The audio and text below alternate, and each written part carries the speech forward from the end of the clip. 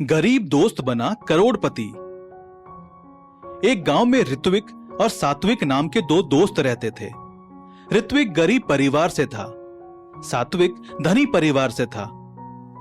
ऋत्विक के पिता चंदनलाल उसे अच्छे से पढ़ाकर समाज में उन्नत स्थान में देखना चाहते थे, इसीलिए उसे एक धनी लोगों के स्कूल में ज्वाइन किया था।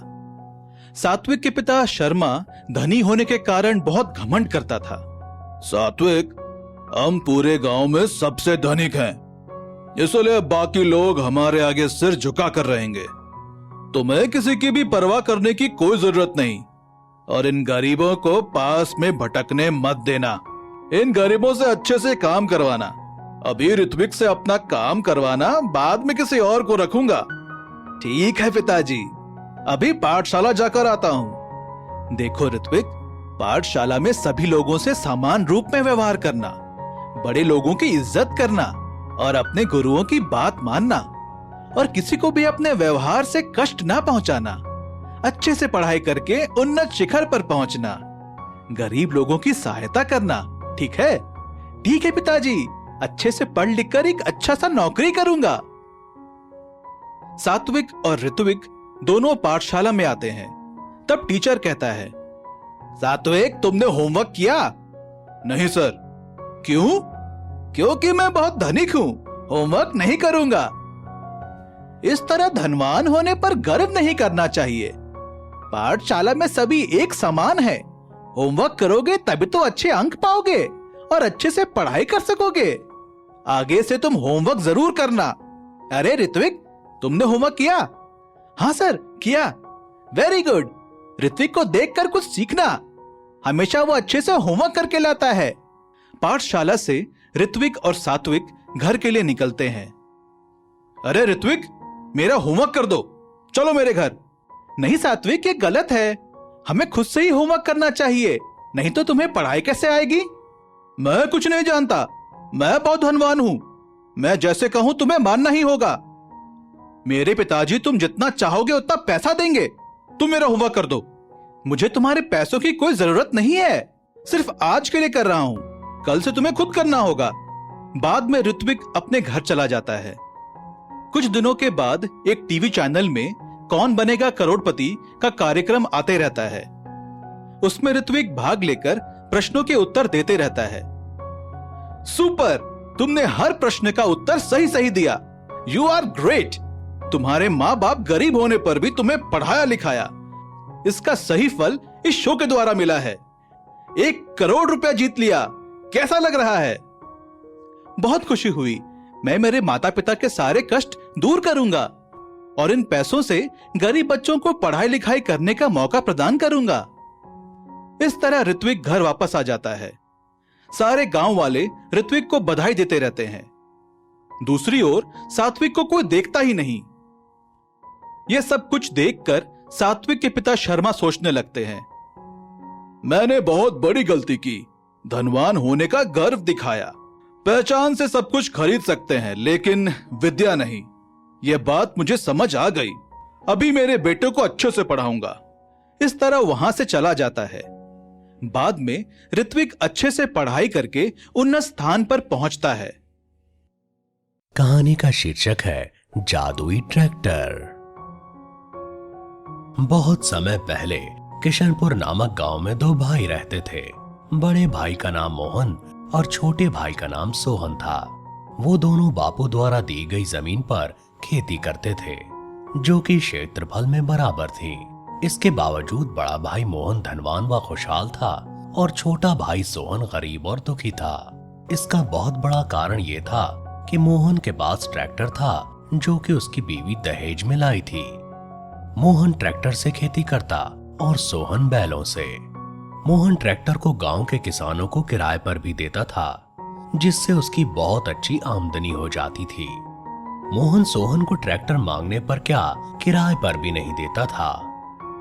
फिर एक दिन, मोहन भैया, एक दिन के लिए अपना ट्रैक्टर मुझे दे दो, मेरी भी खेती अच्छी हो जाएगी। चाहे आप उसके लिए किराया ले लेना। नहीं, मैं अपना ट्रैक्टर तुम्हें नहीं दे सकता। तुझे शर्म नहीं आती?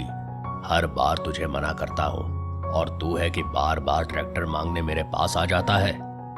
आप बड़े भाई हो, आपसे कैसी शर्म। लेकिन आज आप बता ही दो कि आप मुझे अपना ट्रैक्टर क्यों नहीं देते। बोला मत बन, तुझको सब पता है। लेकिन फिर भी सुन, पिताजी ने हम दोनों को बराबर बराबर जमीन दी थी, जो कि मेरे अनुसार ठीक नहीं है, क्योंकि बड़ा होने के नाते मैं पिताजी के साथ खेतों में मेहनत करने जाता था और अन्न उगाता था। तू छोटा था, इसलिए पिताजी तुझसे काम के लिए कहते ही नहीं थे। और दूसरी बात यह है कि ट्रैक्टर तेरी भाभी दहेज में लेकर आई थी, वो भी नहीं चाहती कि तुझको ट्रैक्टर दूं। भैया मैंने कोई बेईमानी थोड़ी ना की है। पिताजी के आज्ञा के अनुसार आधी जमीन आपके पास है और आधी जमीन मेरे पास है।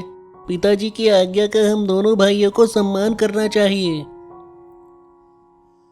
एक बार सोहन अपने खेतों से जी तोड़ मेहनत करके अपनी किस्मत को कोसता हुआ अपने घर जा रहा था। मेरी किस्मत ही खराब है। मैं जी तोड़ मेहनत करता हूँ, फिर भी 2 जून की रोटी मुश्किल से मिल पाती है। काश मेरे पास भी ट्रैक्टर होता तो मैं भी धनवान होता। तभी उसको रोने और बचाव बचाव की आवाज सुनाई पड़ती है। सोहन ने महसूस किया कि वो आवाज एक कुएं से आ रही थी। उसने कुएं में झांक कर देखा तो मालूम पड़ा कि एक लड़की कुएं में गिर गई है, जो मदद के लिए चिल्ला रही है। भाई भाई मेरी मदद करो, मुझे इस कुएं से बाहर निकालो। सोहन रस्सी का इंतजाम करके उस लड़की को कुएं से निकालता है। भाई तुमने मेरी मदद की है, मेरी जान बचाई है, मैं तुमसे बहुत खुश हूँ। मैं कोई साधारण लड़की नहीं हूँ, मैं एक परी हूँ और मेरा नाम सोन परी है। तुम्हारी कोई समस्या है तो बताओ, मैं तुम्हारी मदद करना चाहती हूँ। सोहन अपनी सारी बात बताता है और कहता है, आप खुद तो कुएं से अपने आप को निकाल नहीं पाई, फिर मेरी मदद आप कैसे करेंगी? परियों के पास तो बहुत शक्ति होती है। अब मैं तुम्हारी समस्या का समाधान कर देती हूँ। मैं तुम्हें एक जादुई ट्रैक्टर देती हूँ, जो खेती का हर काम 100 गुना तेजी से करेगा। लेकिन ये ट्रैक्टर तभी काम करेगा जब तुम इसके ऊपर बैठोगे, और कोई इसके ऊपर बैठने की कोशिश करेगा तो ये जादुई ट्रैक्टर उसको उठाकर फेंक देगा, क्योंकि ये ट्रैक्टर मैं तुम्हें दे रही हूँ, किसी और को नहीं। अरे हाँ, मेरी छड़ी कहाँ है? भाई, परियों की सारी शक्तियाँ उनकी जादुई छड़ी में होती है। कुएं में गिरते समय छड़ी ऊपर ही कहीं गिर गई थी, इसीलिए मैं कुएं से ऊपर नहीं निकल पाई। भाई, मेरी छड़ी ढूंढवाओ। सोहन और परी दोनों छड़ी को ढूंढते हैं और छड़ी सोनपरी को एक झाड़ी में मिल जाती है। छड़ी मिल गई, छड़ी मिल गई। सोनपरी जादू की छड़ी से जादुई ट्रैक्टर सोहन को देकर वापस परीलोक चली जाती है। अब सोहन खेती के सारे काम जादुई ट्रैक्टर से करने लगता है। अब उसके खेतों में अन्न का उत्पादन उसके भाई मोहन से भी अच्छा होने लगा। वो बहुत जल्दी धनवान बन गया। फिर एक दिन, सोहन तू तो एक फटीचर था, तो तू इतना अच्छा ट्रैक्टर कहाँ से ले आया? मुझे ये ट्रैक्टर परी ने दिया है, और ये साधारण ट्रैक्टर नहीं है, ये जादुई ट्रैक्टर है। ये साधारण ट्रैक्टर के मुकाबले 100 गुना तेजी से काम करता है। तभी मैं कहूँ, तेरे पास मुझसे ज्यादा पैसा कहाँ से आया? मुझे देना अपना ट्रैक्टर खेती करने के लिए। भैया, इस ट्रैक्टर की खूबी है कि मेरे बैठने पर ही ये काम करता है, और कोई इस पर बैठेगा तो उसे अपने ऊपर से गिरा देगा। इस जादुई ट्रैक्टर के कारण तुझे ज्यादा घमंड आ गया है। तू मुझे ट्रैक्टर देना नहीं चाहता और बनता है छोटा भाई। भैया, ऐसी बात नहीं है, लेकिन किसी अनहोनी की जिम्मेदारी मेरी नहीं होगी। ठीक है। मोहन जैसे ही ट्रैक्टर पर बैठता है, ट्रैक्टर अनियंत्रित होकर इधर उधर भागने लगता है और मोहन को अपने ऊपर से गिरा देता है। अब मोहन को ट्रैक्टर की शक्तियों का एहसास हो जाता है और सोहन से फिर कभी पंगा नहीं लेता है। सोहन जादुई ट्रैक्टर के कारण सुखपूर्वक रहने लगता है। बहुत समय पहले एक गांव में एक गरीब किसान अपने परिवार के साथ रहता था। किसान का नाम मोहन था।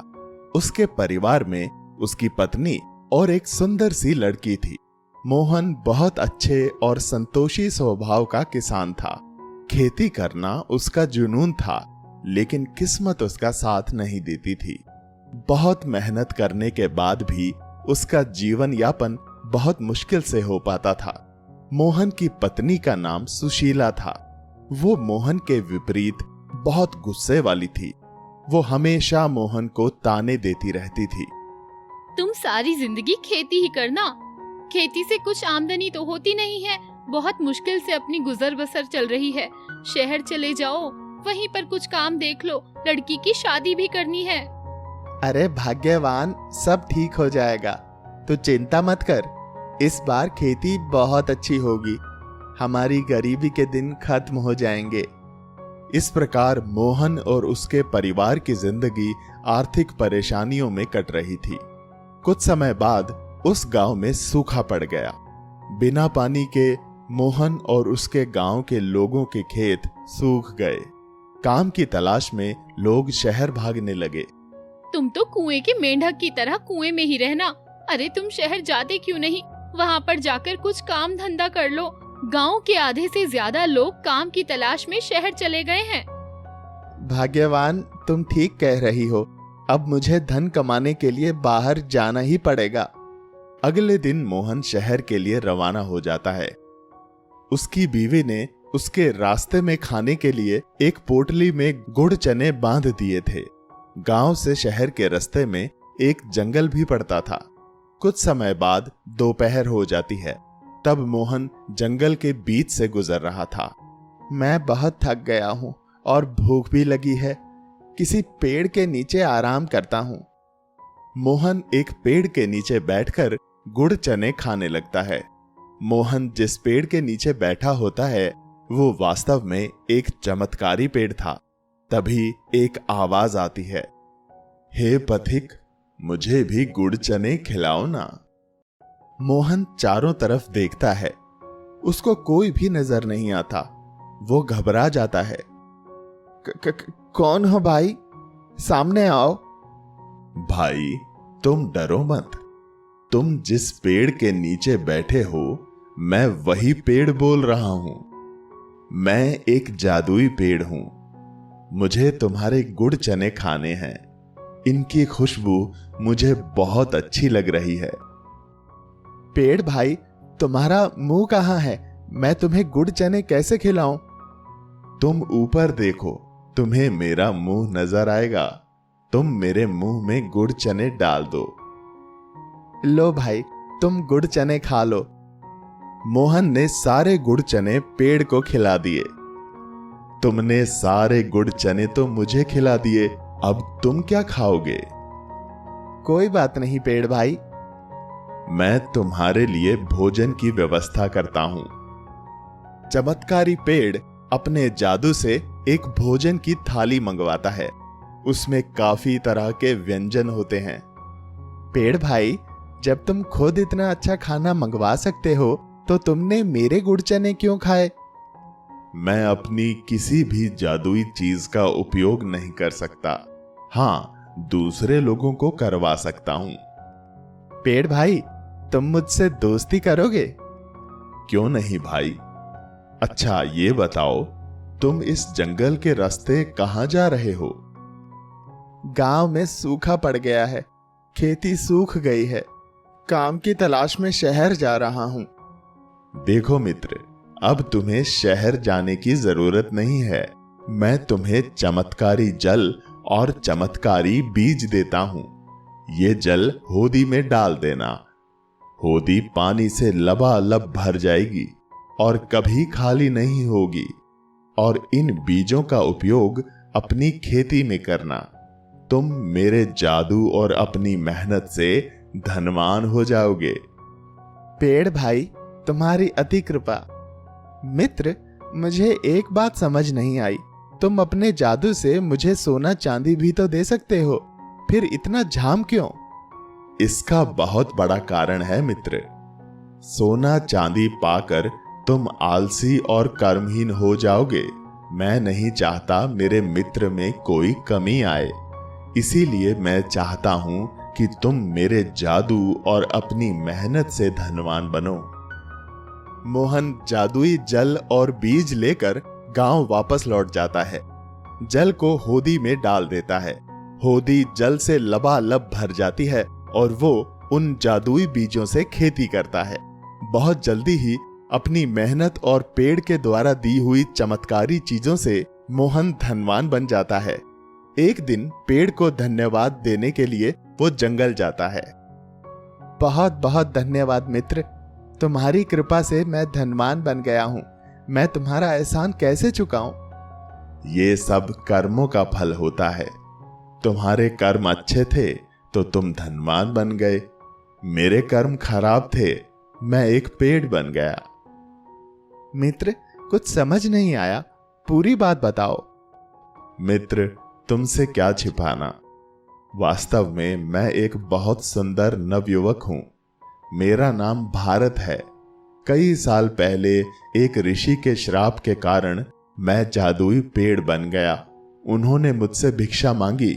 मैंने शरारतवश उनसे कह दिया, आप तो एक ऋषि हो, आपको तो चमत्कार आते होंगे, आप चमत्कार से अपने लिए खाना मंगा लो। ऋषि को गुस्सा आ गया।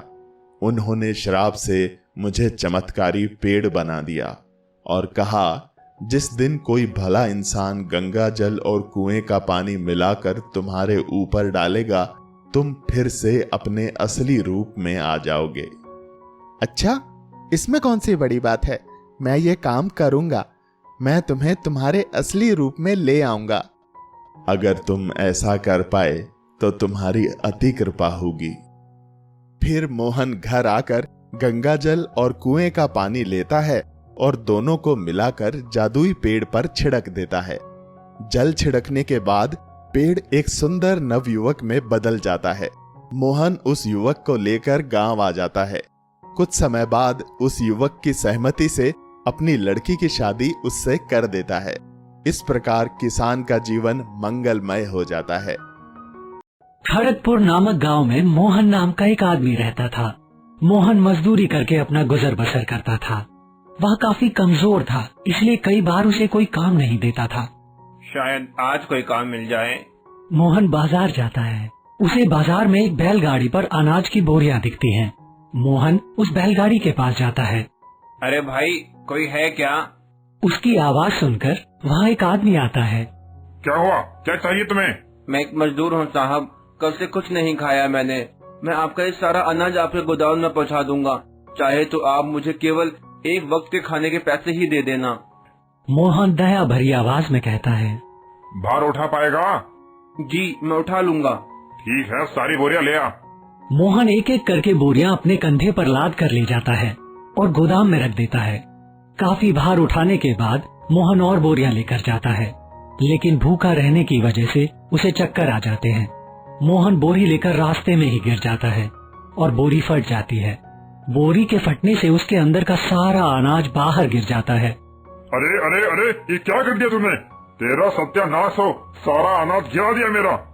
वो आदमी मोहन को मारने लगता है और कहता है, तूने मेरा इतना सारा नुकसान कर दिया, दफा हो जा मेरी नजरों से। वो आदमी मोहन को धक्के मारकर भगा देता है। गिरने की वजह से मोहन के पैर की उंगली में और घुटनों में चोट लग जाती है, जिसके कारण उसमें से काफी खून भी बह रहा था। मोहन लंगड़ाता लंगड़ाता जाने लगता है। घर के रास्ते में जाते हुए उसे एक हाथी का बच्चा दिखाई देता है। मोहन उसे अनदेखा करके वहाँ से आगे चल देता है। मोहन चलते हुए पीछे मुड़कर देखता है तो उसे वही हाथी का बच्चा दिखाई देता है। अरे, ये तो मेरे पीछे पीछे ही आ रहा है। मोहन हाथी के बच्चे के पास जाता है और कहता है, तुम मेरे पीछे क्यों आ रहे हो? मेरे पास तुम्हें खिलाने के लिए कुछ नहीं है। मैंने खुद कल से कुछ नहीं खाया है। हाथी का बच्चा अपनी सूंड से मोहन की चोट को सहलाता है और मोहन की चोट बिल्कुल ठीक हो जाती है। ये तुमने कैसे किया? तुम तो चमत्कारी हो, एक जादुई हाथी। तुमने सही कहा, मैं एक जादुई हाथी हूँ। अरे, तुम तो इंसानों की तरह बोलते हो। ऐसा अजूबा मैंने अपनी जिंदगी में पहली बार देखा है। हाथी का बच्चा जादू से बड़ा हो जाता है और अपनी सूंड से मोहन को उठाकर अपनी पीठ पर बैठा लेता है। हाथी उसे उसके घर पर ले जाता है। भूख लगी है, कुछ खाने का मन कर रहा है। हाथी जादू से एक बाल्टी में गन्ने का जूस और बहुत तरह के पकवान ले आता है ये लो दोस्त, तुम भी खाओ पियो। और दोनों मिलकर खूब जूस पीते हैं और स्वादिष्ट पकवान खाते हैं। इससे पहले मैंने इतना स्वादिष्ट खाना कभी नहीं खाया। फिर हाथी मोहन के ऊपर अपनी सूंड से जादू करता है। जादू होते ही मोहन का शरीर बड़ा हो जाता है। वो पहले से ज्यादा तंदुरुस्त और सुंदर हो जाता है। मैं तो पहले से ज्यादा अच्छा हो गया। दोस्त, अब कैसा लग रहा है? बहुत ही बढ़िया। ये क्या हाल बना रखा है तुमने अपने घर का? आओ जरा इसकी मरम्मत करते हैं।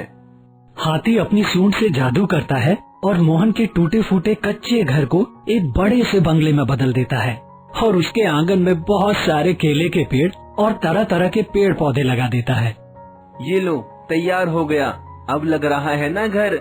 अरे ये क्या, तुम्हारे कपड़े तो अभी भी फटे पुराने हैं, ये कुछ जच नहीं रहे।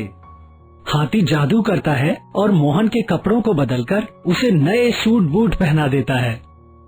तुम्हारे मुझ पर इतने सारे एहसान, तुम्हारा शुक्रिया अदा कैसे करूं मेरे दोस्त? अरे ये क्या बात हुई? दोस्त भी कहते हो और एहसान की बात भी करते हो। ईश्वर अगर किसी को दुख देते हैं तो बदले में उसे सुख भी देते हैं। अब तुम खुशी खुशी अपना जीवन व्यतीत करो। तुम बहुत अच्छे हो दोस्त। अच्छा दोस्त, अब मेरे जाने का वक्त आ गया है। तुम्हें जब भी मेरी जरूरत पड़े मैं आ जाऊंगा। हाथी और मोहन एक दूसरे को देखते हैं और फिर हाथी जादू से गायब हो जाता है। तुम सिर्फ जादुई हाथी नहीं, फरिश्ता हो मेरे लिए।